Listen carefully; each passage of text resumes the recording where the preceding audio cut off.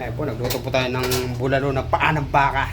Ayan, sir, pakiangat naman po sir ng laman para makita ng ating mga nanonood. Napakasarap po niyan, no? Diyos ko po, niyo. May buwan maaraw kayo, no? Po, bunmaraw po. Napakasarap po May niyan. tayo dyan, may panapala. Ay, may panabla naman po tayo. Pakita mo ating... Meron pa tayong panghimagas or yung pampaalis ng... Yan po.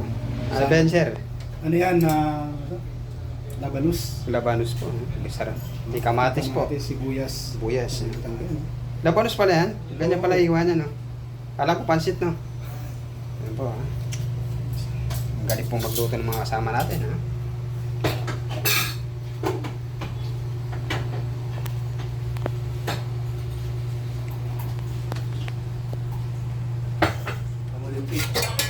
Ingat po natin. Ito po, ha?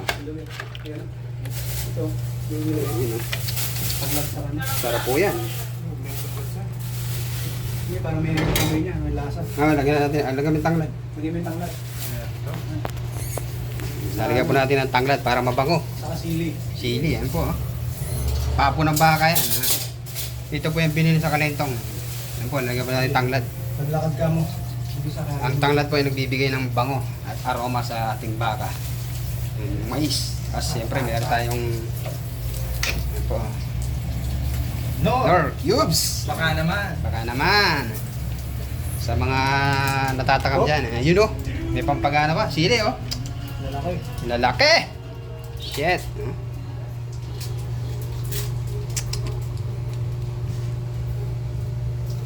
Pagkakumulo na, okay na yan. Ito mo yung sapatos, natanggal na yung swelas. Ha? Buti walang tali ano. Yun o. Paminta. Napaka po niya. Solido po yan. Isang buong paa po ng baka yan. Yan yung masarap kinikilaw din ah. Yung, Yan yung balat at tawag doon. ay, Balbakwa. Balbakwa ano. Yan po, humiwalay na po yung balat oh. Ay, love yun. Damihan lang natin ng sibuyas. Masabaw no. Lagyan mo ng sibuyas yan. Ano mamaya na sir pagka ano? Hindi yung buo. Ang buo. Saan yung buo? Yung tinapon yung buo. Ito. Ayan. Yun oh. Hindi ka na pamintay oh. Mami.